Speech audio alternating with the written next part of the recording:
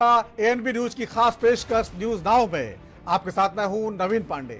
News now में आज सबसे पहले बात जम्मू कश्मीर में जारी चुनावी घमासान की, जहां नेशनल कॉन्फ्रेंस और बीजेपी में वार पलटवार का दौर थमता नजर नहीं आ रहा। वहीं दूसरे सेगमेंट आपको बताएंगे यूपी में सीएम योगी और अखिलेश यादव के बीच जारी घमासान में सीएम ने सभा पर फिर कौन सा तंज कसा है। साथ ही आखिरी सेगमेंट आपको बताएंगे लखनऊ में अचानक ढह गई इमारत पर क्यों सवाल खड़े हो रहे हैं। तो चलिए बिना किसी देरी के शुरू करते हैं न्यूज नाउ। जम्मू कश्मीर में विधानसभा चुनाव प्रचार में सियासी पारा हाई लेवल पर पहुंच चुका है। केंद्रीय गृह मंत्री अमित शाह ने चुनाव प्रचार के दौरान आतंकवाद को लेकर विपक्षी पार्टी कांग्रेस और नेशनल कॉन्फ्रेंस पर जमकर निशाना साधा है। शाह के बयान के बाद एनसी प्रमुख फारूक अब्दुल्ला ने पलटवार किया। फारूक अब्दुल्ला ने कहा, हम घुसपैठिए और मंगलसूत्र छीनने वाले नहीं हैं। इस बीच केंद्रीय रक्षा मंत्री ने भी कांग्रेस और नेशनल कॉन्फ्रेंस के गठबंधन पर सवाल खड़े किए हैं।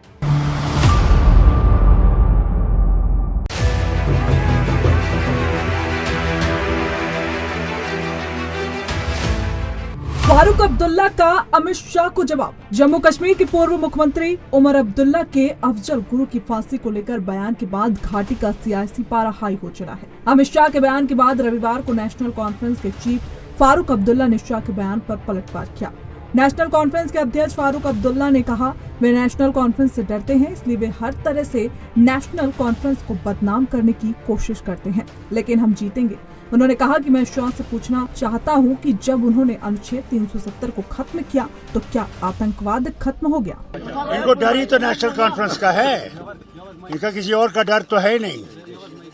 इसीलिए हर तरह से कोशिश करेंगे कि नेशनल कॉन्फ्रेंस को जिस तरह से भी ये बदनाम कर सके करेंगे, मगर इंशाल्लाह नेशनल कॉन्फ्रेंस फतह होगी और अल्लाह ताला हमें यहाँ के लोगों की किस्मत बदलाने के लिए आगे लाएगा। कल अमित शाह कह रहे थे ये जो भी कांग्रेस और नेशनल के दरमियान गठबंधन हो गया है, एक पर्टिकुलर टाइमिंग के लिए, बाकी जो भी अभी पुराना होगा। वो तो बहुत कुछ कहते हैं, मैं तो उनसे ये कहना चाहता हूँ, जिस भारत को बनाना चाहते हैं हम उस भारत के खिलाफ हैं। भारत जो है वो सबका है, हिंदू का, मुसलमान का, सिख का, ईसाई का, बौद्ध का, जितने भी यहाँ रहने वाले हैं वो यहाँ के हैं। हम घुसपैठिया नहीं हैं, हम मंगलसूत्र नहीं लेने वाले हैं, हम वो भैंसों को बांटने वाले नहीं हैं मुसलमानों के लिए। मैं उनसे कहना चाहता हूँ, जो मुसलमानों पे एक उंगली उठा रहे हैं उन्हें यह पता होना चाहिए कि मुसलमान ने भी इस मुल्क की आज़ादी के लिए काम किया है, जानें दी हैं। मुसलमान बराबर का हिस्सेदार है वतन की आज़ादी का। जम्मू पर काफी मेहनत की जा रही है। अमित शाह सब गए डॉक्टर साहब, जम्मू को काफी कंट्रोल में किया जा रहा है बीजेपी की तरफ से। कल अमित शाह था, 14 को प्राइम मिनिस्टर भी आ रहे हैं। देखिए कश्मीर को सुनिए, वो सिर्फ हिंदुओं को डराने की कोशिश कर रहे हैं। वो ये समझते हैं कि हिंदू उनका वोट देगा, मगर उनसे मैं कहना चाहता हूँ, वो हिंदू अब वो हिंदू नहीं रहा जो इनके बहुत समझता है। पहले तो इनने राम को बेचने की कोशिश की, अब ये डराने की कोशिश कर रहे हैं। और कहते हैं कि अगर नेशनल कॉन्फ्रेंस कांग्रेस आई तो यहाँ पे फिर से वही आतंकवाद शुरू होगा। मैं इनसे पूछता हूँ, जब से 370 ले गए क्या आतंकवाद बंद हुआ? आज आतंकवाद फिर से शुरू हो गया है। उसके जिम्मेवार ये खुद हैं और हमें कहते हैं कि हम जिम्मेवार हैं। उमर अब्दुल्ला का अफसोस। वहीं बीते दिन अफजल गुरु की फांसी पर बड़ा बयान देकर बीजेपी के निशाने पर आए उमर अब्दुल्ला ने भी गृह मंत्री अमित शाह पर निशाना साधा। उन्होंने कहा कि आतंकवाद के खिलाफ अगर किसी एक तंजीम ने कुर्बानी दी है तो वो नेशनल कॉन्फ्रेंस ने दी है। मुझे अफसोस होता है कि जब गृह मंत्री इस तरह की बातें करते हैं।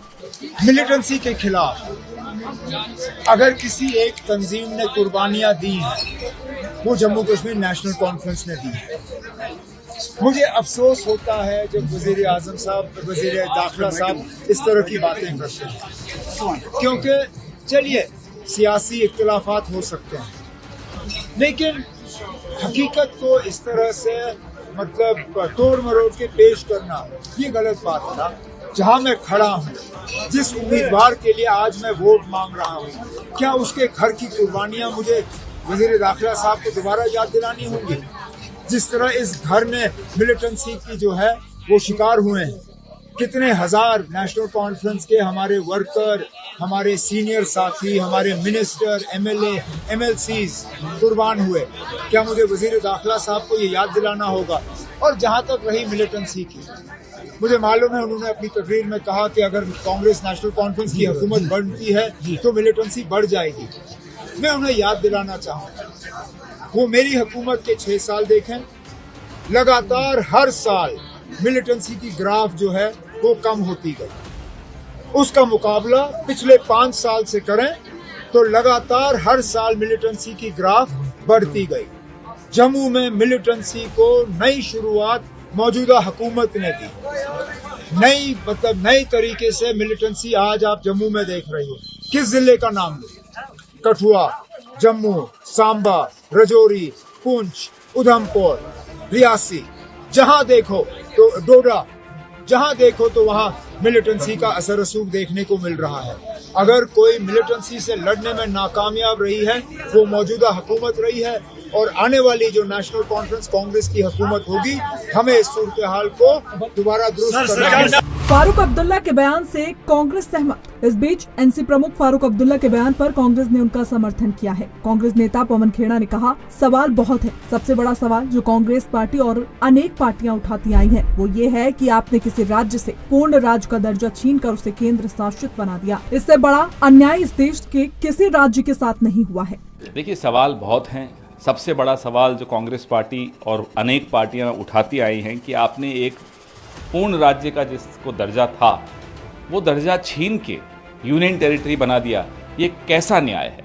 इससे बड़ा अन्याय इस देश के किसी और राज्य के साथ नहीं हुआ।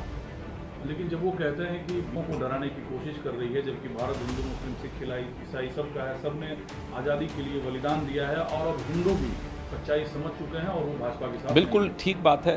भाजपा का मॉडल ही ये है कि कैसे हिंदुओं को डराया जाए। वो मॉडल नहीं चल सकता इस देश में। हिंदू जानता है कि उसको अगर सबसे बड़ा खतरा किसी से है तो अपने जो स्वयंभू ठेकेदार बने घूम रहे हैं उनसे है। राजनाथ का कांग्रेस एनसी गठबंधन पर निशाना। इस बीच जम्मू कश्मीर के चुनावी दौरे पर जनसभा करने पहुंचे केंद्रीय रक्षा मंत्री राजनाथ सिंह ने भी कांग्रेस और नेशनल कॉन्फ्रेंस के गठबंधन पर सवाल खड़े किए। उन्होंने चुनौती देते हुए कहा कि हमने डंके की चोट पर आर्टिकल 370 को समाप्त कर दिया। आज किसी की हिम्मत नहीं है कि कोई इसे वापस ला सके। कुछ लोग कहते थे धारा 370 समाप्त करेंगे तो जम्मू कश्मीर में आग लग जाएगी। मेरे भाइयों, धारा 370 डंके की चोट पर हम लोगों ने समाप्त कर दिया। किसी माँ के लाल में हिम्मत नहीं है कि रिवाल्वर उठाकर किसी के सीने पर अपनी गोली चलाए। लेकिन कांग्रेस पार्टी जिस नेशनल कॉन्फ्रेंस के साथ गठबंधन कर रखा है, उस नेशनल कॉन्फ्रेंस ने अपने चुनावी घोषणा पत्र में कहा है हम आएंगे तो जो धारा 370 समाप्त की गई है उसे हम बहाल कर देंगे। बहनों भाइयों, मैं आपसे पूछना चाहता हूं, क्या चाहते हैं आपकी धारा 370 जो समाप्त हुई वह बहाल हो जाए? या किसी के पास कलेजा नहीं है बहनों भाइयों के धारा 370 को यहां पर बहाल कर देंगे? आपने G20 का सम्मेलन देखा होगा। दुनिया के 20 देशों के बड़े बड़े दिग्गज देशों के प्रतिनिधि, राष्ट्रपति, प्रधानमंत्री दिल्ली में आए हुए थे। लेकिन शायद आजाद भारत के इतिहास में पहली बार G20 का एक सम्मेलन कहीं पर हुआ था तो कश्मीर घाटी में हुआ था। बहनों भाइयों, इसे कहते हैं सरकार। अमित शाह ने किया था एनसी पर हमला। दरअसल अमित शाह ने एनसी पर निशाना साधते हुए कहा था, अब्दुल्ला परिवार को मत जिताना, कटोरा लेकर श्रीनगर जाना पड़ेगा। साथ ही उन्होंने कहा, एनसी कांग्रेस पीडीपी वाले कहते हैं हम पहले जैसी व्यवस्था लाएंगे, क्या आप इससे सहमत हो? जिस ऑटोनॉमी की बात ने जम्मू कश्मीर को आग में झुलसाया, घाटी में 40,000 लोग मारे गए, ये कहते हैं हम जम्मू कश्मीर को ऑटोनॉमी देंगे। मैं आज कह कर जाता हूँ, कोई भी ताकत ऑटोनॉमी की बात नहीं कर सकती।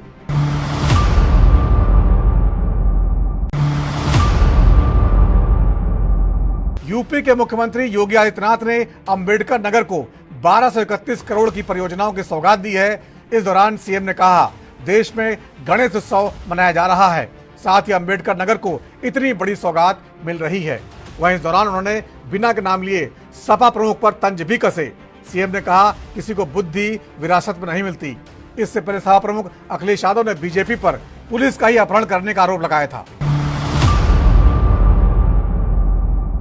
अंबेडकर नगर को 1231 करोड़ की सौगात। यूपी के मुख्यमंत्री योगी आदित्यनाथ ने अंबेडकर नगर में 1231 करोड़ की विकास परियोजनाओं का लोकार्पण और शिलान्यास किया। इस दौरान युवक मंगल दल एवं महिला मंगल दल के सदस्यों को स्पोर्ट्स किट का वितरण भी किया गया। कार्यक्रम को संबोधित करते हुए मुख्यमंत्री योगी आदित्यनाथ ने कहा कि सभी पार्टियों ने केवल तुष्टीकरण की नीति के साथ काम किया। पहले दशहरा, दुर्गा पूजा, किसी भी धार्मिक आयोजन को बिना विवाद के नहीं होने देते थे।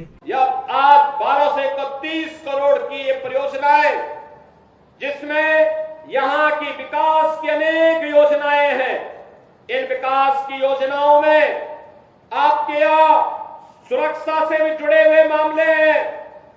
टाटा टेक्नोलॉजीज के माध्यम से प्रदेश की आईटीआई को और आपके अंबेडकर नगर जनपद की आईटीआई को भी एक वर्ल्ड क्लास स्किल डेवलपमेंट के नए सेंटर के रूप में विकसित करने के कार्यक्रम का भी आज यहां उद्घाटन करने जा रहे हैं। इस संकल्प के साथ मोदी जी ने 2014 में जो मंत्र दिया था देशवासियों को, वह मंत्र तो इसी संकल्प का था। मोदी जी ने कहा था, हम विकास कराएंगे सबके लिए, सुरक्षा देंगे सबको, सुशासन का लाभ देंगे सबको, लेकिन तुष्टीकरण की नीति पर नहीं चलेंगे। बुद्धि विरासत में नहीं मिलती। सीएम योगी ने समाजवादी पार्टी पर तीखा हमला करते हुए कहा, जो जितना बड़ा गुंडा होता था सपा सरकार में उसे उतना ही बड़ा पद मिलता था। सपा के समय में पुलिस गुंडों के डर से भागती थी, लेकिन अब गुंडा भाग रहा है। सत्ता विरासत में मिल सकती है, लेकिन बुद्धि नहीं। अगर भारतीय जनता पार्टी की मोदी जी के नेतृत्व की सरकार तुष्टीकरण की नीति पर चलती तो क्या कश्मीर में धारा 370 समाप्त हो पाती क्या? क्योंकि उसमें तो कांग्रेस, समाजवादी पार्टी, ये सभी, इनको देश की कीमत पर ये लोग राजनीति कर रहे हैं। और राम भक्तों का लहू बहाने वाले क्या अयोध्या में राम मंदिर का समर्थन करते? क्या तुष्टीकरण के पोषक लोग क्या अयोध्या में राम मंदिर के निर्माण के पक्षधर थे? क्या? अरे आपकी आवश्यकता थी, देश की आवश्यकता थी, भारत की आस्था का सम्मान होना था। अयोध्या में राम मंदिर के निर्माण का संकल्प जो था, उस संकल्प को पूरा करने का काम भी किया गया। और इसलिए मोदी जी ने उस समय एक ही मंत्र दिया था देशवासियों को, और वह था सबका साथ, सबका विकास। विकास सबका। अब जो सड़क यहाँ की बनेगी, ये लगभग 40 के आसपास सड़कें या बाईपास जो यहाँ का बनेगा, आप मुझे बताओ, क्या इसमें केवल भाजपा के ही लोग जाएंगे? क्या केवल हिंदू ही जाएगा? क्या अरे सभी लोग जाएंगे। जो श्रापित पथिक होगा, हर व्यक्ति जाएगा। तो विकास तो यही है, विकास सबके लिए। राम भक्तों का लहू बहाने वाले राम मंदिर का समर्थन करते हैं। सीएम योगी ने सपा और कांग्रेस पर हमला बोलते हुए आगे कहा, केंद्र की बीजेपी सरकार तुष्टीकरण की नीति पर चलती तो क्या जम्मू कश्मीर से आर्टिकल 370 समाप्त हो पाता? क्या राम भक्तों का लहू बहाने वाले अयोध्या धाम में राम मंदिर का समर्थन करते? आपकी और देश की आस्था के मद्देनजर अयोध्या में राम मंदिर बनाने का काम पूरा किया गया। याद करिए, 17 के पहले पुलिस पहले भागती थी, पीछे पीछे गुंडे दौड़ाते थे। आज 17 के बाद उल्टा हो गया है। अब गुंडा और माफिया भाग रहा है, पुलिस उसको दौड़ा रही है। और अगर उसने कहीं कोई दुस्साहस किया तो फिर वहीं पे राम नाम सत्य है, यह भी तय हो जाता है। बहनों और भाइयों, सरकार चलाने के लिए जज्बा चाहिए। सरकार चलाने के लिए दिल भी चाहिए और दिमाग भी चाहिए। सत्ता वरासत में मिल सकती है, बुद्धि वरासत में नहीं मिलती है। दिमाग भी वरासत में नहीं मिलता है। ये जो लोग सत्ता को अपनी पपौती मानते थे, वे लोग आज समझने लग गए हैं अब उत्तर प्रदेश में कभी उनको वापस नहीं आना है, इसलिए षड्यंत्र करने का प्रयास कर रहे हैं, अराजकता पैदा करने का प्रयास कर रहे हैं। उनका विकास से कोई लेना देना नहीं, उनका रोजगार से कोई लेना देना नहीं, उनका अन्नदाता किसानों से कोई लेना देना नहीं, बेटी की सुरक्षा हो इससे उनका दूर दूर का कोई रिश्ता नहीं, उनको व्यापारी का सम्मान हो इससे भी कोई दूर दूर तक रिश्ता नहीं। और तो आप देखते होंगे जब उनके किसी एक माफिया शागिर्द को, किसी डकैत को जो पुलिस मुठभेड़ में मारा जाता है, जब मारा जाता है तो इनकी दुखती हुई नस पर जैसे पुलिस ने उंगली रख दी हो तब ये चिल्लाने लगते हैं। आप मुझे बताओ जो डकैत पुलिस मुठभेड़ में मारा गया, अगर वह डकैत जैसे हथियारों का प्रदर्शन करते हुए डकैती डाल रहा है, वहां ग्राहक भी बैठे हैं, ग्राहकों को खड़ा करके एक तरफ करके अगर गोली मार देता तो क्या उनकी जान को ये समाजवादी पार्टी वापस कर पाती क्या? और वो किसी भी जाति के हो सकते थे, ग्राहक वो यादव भी हो सकता था, दलित भी हो सकता था, किसी भी जाति का। अगर डकैत हत्या करके भाग गया और पुलिस के पास सुराग नहीं मिलती तो यही लोग बोलते देखिए साहब अराजकता है। और अगर पुलिस ने पकड़ लिया, कार्रवाई कर दी और फिर मुठभेड़ में, आपसी मुठभेड़ में डकैत मारा जा रहा है तो समाजवादी पार्टी को बुरा लग रहा है, कह रहे साहब ये नहीं होना चाहिए था। तो क्या होना चाहिए था? पूछना चाहिए, थोड़ा पूछिए इन लोगों से क्या होना चाहिए था। अखिलेश का बीजेपी पर निशाना। वहीं इससे पहले सपा प्रमुख अखिलेश यादव ने बीजेपी पर हमला बोला। उन्होंने अपनी पोस्ट पर लिखा कि बीजेपी सरकार में अब पुलिस भी सुरक्षित नहीं है और बीजेपी के लोग पुलिस का ही अपहरण करने लगे हैं। उन्होंने अपनी पोस्ट पर लिखा, भाजपा सरकार का पुलिस के प्रति जीरो टॉलरेंस का कारनामा, पुलिस का भाजपाइयों ने किया अपहरण। अब क्या पुलिस वालों को FIR लिखवाने भाजपा के मुख्यालय जाना पड़ेगा? बस यही दिन देखना बाकी था। सुल्तानपुर डकैती केस पर अखिलेश का सवाल। वहीं इससे पहले भी सुल्तानपुर में एक डकैती के मामले में हुए इनकाउंटर के बाद सियासत गर्म हो गई थी। सपा प्रमुख अखिलेश यादव ने इस इनकाउंटर को लेकर भी सवाल खड़े किए थे। उन्होंने कहा था कि अगर लुटेरे पकड़े गए थे तो लूट का सोना कहाँ गया? अखिलेश ने अपनी पोस्ट पर लिखा, सवाल ये है कि लुटेरों से लूट का माल किसने लूट लिया? जब सब पकड़े गए तो फिर सोना किसके खजाने में जाकर जमा हो गया? कहीं ऐसा तो नहीं कि जो लुटेरे बनकर गए वो किसी के प्रतिनिधि थे? सवाल गंभीर है। दरअसल यूपी में आगामी उपचुनाव को लेकर सीएम योगी और सपा प्रमुख अखिलेश यादव के बीच जुबानी जंग काफी तेज हो चुकी है। पहले भी यूपी के सीएम योगी और अखिलेश यादव बुलडोजर एक्शन पर आमने सामने आ चुके हैं। सीएम ने बुलडोजर का जिक्र किया था और कहा कि इसे चलाने के लिए दिल और दिमाग की जरूरत होती है, जिसके बाद अखिलेश यादव ने भी पलटवार कर कहा था कि बुलडोजर के पास दिमाग नहीं होता, केवल स्टीयरिंग होती है। Special report NV news. UP की राजधानी में न भूकंप आया, न आसपास कोई खुदाई की गई और न ही इमारत जर्जर थी, फिर भी ताश के पत्तों की तरह ढह गई एक इमारत। लखनऊ में ट्रांसपोर्ट नगर में जिस 3 मंजिला इमारत के ढहने से हादसा हुआ वो महज 1 दशक पहले बनी थी। आमजन ही नहीं, विशेषज्ञ भी इमारत के इस तरह से ढहने पर हैरान हैं। एक्सपर्ट का मानना है घटिया निर्माण और गलत इंजीनियरिंग की वजह से ऐसा हो सकता है।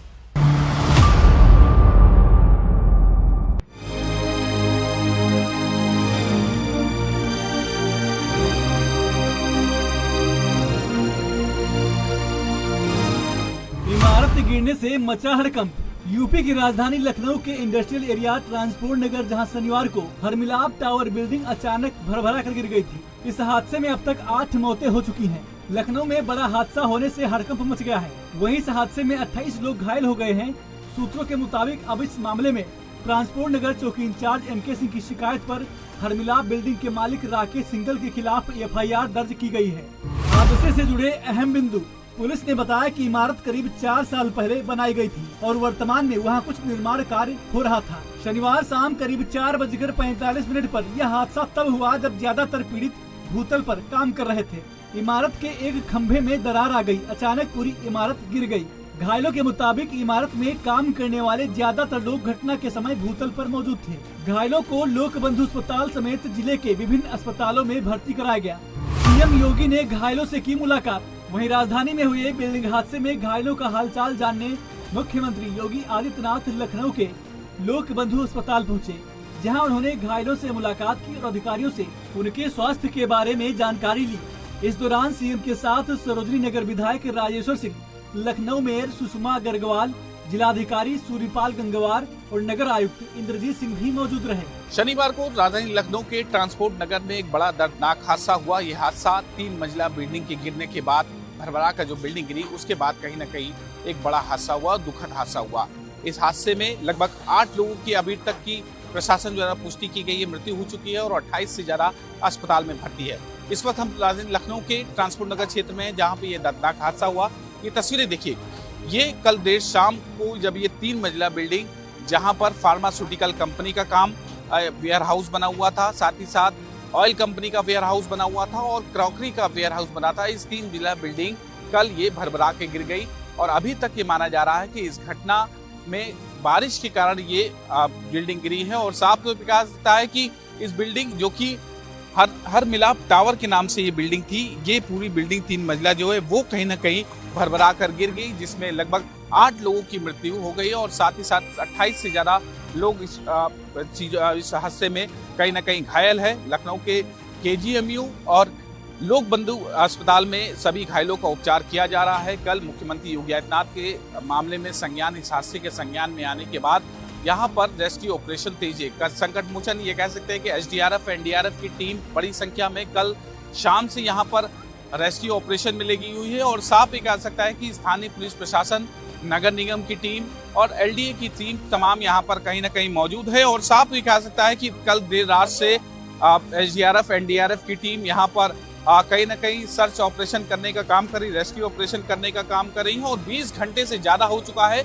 इस हादसे में लगातार लोगों को राहत बचाव की कार्य के चलते निकालने का काम किया जा रहा है, लोगों को बचाने का काम। लखनऊ नगर निगम की जो कह सकते हैं गाड़ियां, पोकलैंड हो चाहे वो अलग अलग गाड़ियां हैं, वो कहीं ना कहीं निकालने का, यहाँ पर मलबा हटाने का काम कर रहे हैं, ताकि जो लोग फंसे हो सकते हैं, जो इसकी आशंका है, उनको कहीं ना कहीं बाहर निकाला जा सके। और ये देखिए, यहाँ पर मलबा हटाने का काम किया जा रहा है। 20 घंटे ज्यादा हो चुके हैं, यहाँ पर मलबा हटाने का काम किया जा रहा है। और ये मलबा हटाकर यहाँ पर सर्च ऑपरेशन किया जाए, क्योंकि कल देर शाम से ही डॉग स्क्वाड की टीम यहाँ पर आई, सर्च ऑपरेशन लगातार कर रही है। लखनऊ निगम की टीम लगी है, एसडीआरएफ की टीम लगी है और सर्च ऑपरेशन करने में कहीं ना कहीं पूरी तरह से लगी हुई है। और मुख्यमंत्री योगी आदित्यनाथ ने अम्बेडकर नगर दौरे से लौटकर लखनऊ के लोक बंधु अस्पताल में जो घायल एडमिट थे, उनके परिवारजनों से, उन घायलों से मुलाकात की, साथ ही साथ स्थितियों का जायजा लेने का भी काम किया। और माना जा रहा है कि जो इस बिल्डिंग का मालिक है राजेश सिंघल, उनकी पत्नी कुमकुम सिंघल, उनके नाम भी एफआईआर हो चुकी है। हादसे की वजह हालांकि बरसात बताई जा रही है, लेकिन अभी प्रशासन कुछ भी बिल्कुल फाइनल कंडीशन में कहने के लिए पूरी तरह पे नहीं है। उनका कहना है कि पहले रेस्क्यू ऑपरेशन किया जाए, उसके बाद कहीं ना कहीं जो होगी वो प्रक्रिया की जाएगी, क्योंकि अभी तमाम बातें हैं जिस पर हादसे की वजह और जो बिल्डिंग बनाई गई थी मानकों के अनुरूप है या नहीं है, इस पे भी सवाल खड़ा करना है। और बड़ी संख्या में लगभग बड़ी ट्रैफिक व्यवस्था से लेकर यहाँ पर लखनऊ प्रशासन के अधिकारी, जिलाधिकारी लखनऊ कमिश्नर, पुलिस कमिश्नर और तमाम आला अधिकारी यहाँ पर लगातार दौरे पे हैं। और कल देर रात तक ये रेस्क्यू ऑपरेशन देर रात से चल रहा है और सुबह भी कहीं ना कहीं ये ऑपरेशन अभी भी जारी है। लोगों की होने की आशंका है, क्योंकि कल मोबाइल लोकेटर के माध्यम से लोगों को निकाला गया और अब भी डॉग स्क्वाड के माध्यम से कोई और फंसा ना, उसके लिए भी ऑपरेशन, सर्च ऑपरेशन जारी है। पहले मलबा हटाया जा रहा है, उसके बाद जो लोग फंसे हुए उनको निकाला जाएगा। साफ ये कहा सकता है एक दर्दनाक हादसे में उत्तर प्रदेश सरकार द्वारा जो जिनकी मृत्यु हुई थी उनको 5 लाख रुपए और घायलों को 1 लाख रुपए की सरकार ने घोषणा की थी। और कहीं न कहीं समुचित या उच्च इलाज देने के लिए सरकार या मुख्यमंत्री योगी आदित्यनाथ ने निर्देश भी किया गया, लेकिन अभी भी सर्च ऑपरेशन जारी है। और सर्च ऑपरेशन के बाद लखनऊ प्रशासन, पुलिस प्रशासन और जो भी जिम्मेदार विभाग होंगे वो कहीं न कहीं इसके बाद कार्रवाई करने का काम करेंगे। Camera person Danish Singh, ANB news, Lucknow. हादसे पर उठ रहे सवाल। इस हादसे के पीछे की वजह वाकई में जांच का विषय है। 8 लोगों की मौत का जिम्मेदार कौन है? रोते बिलखते परिजनों के दुख और उनके अपनों को उनसे दूर करने की जिम्मेदारी किसकी है? अगर इस बिल्डिंग के खंभे में दरार थी तो उसे पहले से ठीक क्यों नहीं कराया गया? इस हादसे के बाद ऐसे बहुत से सवाल परेशान करने वाले हैं। बहरहाल हादसे की असली वजह तो जांच के बाद ही सामने आ पाएगी। Special report NV news. तो न्यूज नाउ में आज इतना ही। वक्त छोटे से ब्रेक का है और ब्रेक के बाद भी खबरों का सिलसिला जारी रहेगा।